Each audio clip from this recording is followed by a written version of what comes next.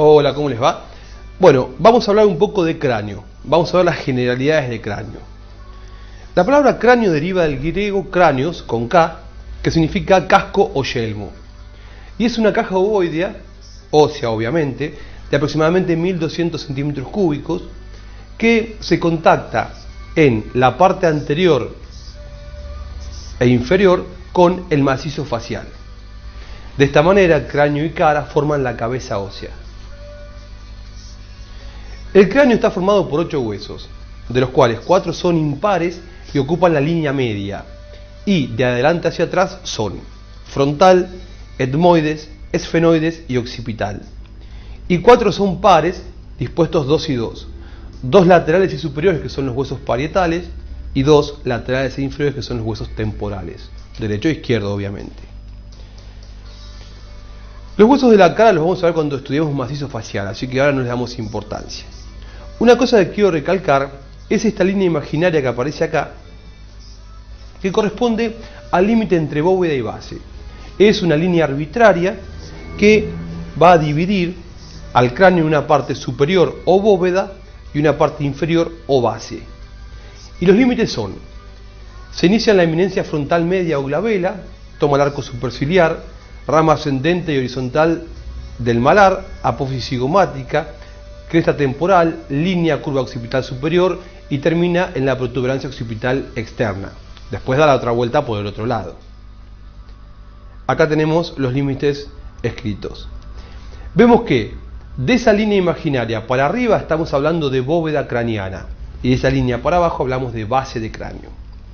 Bóveda y base pueden ser estudiadas desde afuera, describirlas desde afuera, lo que es una vista exocraneal, o bien hacerlo desde adentro, lo que es una vista endocraneal.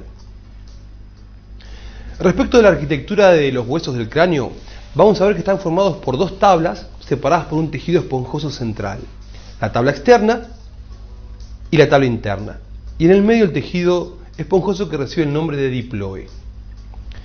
La tabla externa tiene la particularidad de ser lisa y convexa en la bóveda craneana.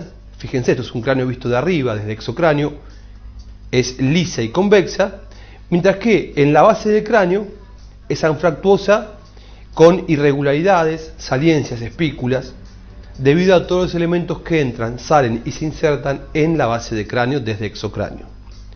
La tabla interna, por el contrario, es más delgada y presenta surcos que reciben el nombre de impresiones digitales y son producto de las arborizaciones de la arteria meningia media, acá se pueden ver, y de las circunvoluciones de los hemisferios cerebrales. Y otra cosa que es necesario destacar cuando hablamos de arquitectura ósea es estos espacios aéreos que tienen los huesos del cráneo, que son los senos paranasales. Lo vemos en huesos como frontal, etmoides en sus masas laterales y cuerpo del esfenoides. Ya lo vamos a ver después cuando estudiemos cara eso. Esta es una base de cráneo vista desde endocráneo. Y acá analizamos los huesos que son impares y medios. De adelante hacia atrás tenemos frontal, que es este. Acá está asomando con la apófisis crista galli, ya de paso se las voy nombrando, el etmoides. Hueso llave de la base de cráneo, el esfenoides, hueso que tiene forma de mariposa. Y por último, el occipital. En trencito, frontal, etmoides, esfenoides y occipital. Y laterales tenemos el temporal hacia abajo, con el peñasco, estructura importante del temporal, y hacia arriba los parietales. Le damos color y acá vemos cómo están distribuidos. División de la base del cráneo desde endocráneo. ¿Qué significa esto? Significa que a los fines didácticos podemos dividir la base del cráneo en 3 zonas. Y lo hacemos por 2 líneas imaginarias. Una, esta primera, que corre por el borde posterior de las alas menores del esfenoides, las apófisis clinoides anteriores y el borde anterior de la silla turca, y de otro lado lo mismo, clinoides anteriores y borde posterior del ala menor del esfenoides. Y una segunda línea que va a correr por el borde superior del peñasco del temporal, las clinoides posteriores, el borde posterior de la silla turca, las clinoides posteriores del lado izquierdo y el borde superior del peñasco del otro lado. De esta manera tengo la fosa cerebral anterior, la fosa cerebral media y la fosa cerebral posterior.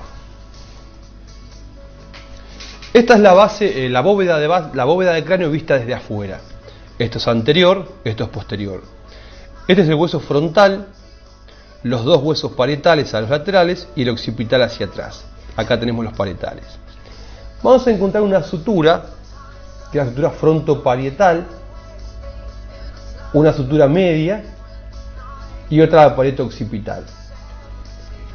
Estas suturas reciben el nombre de sutura coronal para la frontoparietal, sutura sagital para la interparietal o parieto-parietal y sutura lambdoidea para la sutura parieto-occipital. Lambdoidea.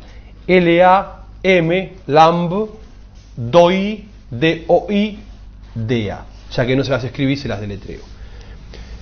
Una cosa que tenemos que destacar son los puntos suturales. ¿Qué significa eso? Son puntos donde se unen más de dos huesos. Acá tendríamos uno y aquí tendríamos otro. Y se llaman bregma el anterior y lambda el posterior. Si lo miramos de lateral, vamos a ver que tenemos acá un punto sutural entre frontal, parietal, temporal y esta parte de aquí que es el ala mayor del esfenoides, que se llama pterium. Y hacia atrás tenemos otro punto sutural entre el parietal, el occipital y la porción mastoidea del occipital, que se llama asterium. Pterium y asterium. Entonces, los puntos suturales son 4: bregma, lambda, pterium y asterium. Y por último, volvemos a recordar los límites entre bóveda y base, acá un poquito más grande. Se inicia entonces en la eminencia frontal media o glabela, toma el arco superciliar, la rama ascendente del malar, la rama horizontal, la apófisis cigomática, la cresta temporalis, de ahí salta a la línea curva occipital superior y de esta llega, o con esta llega, a la protuberancia occipital externa. Y acá les marcamos frontal, parietal, occipital, temporal y esfenoides, ala mayor del esfenoides. Muchas gracias.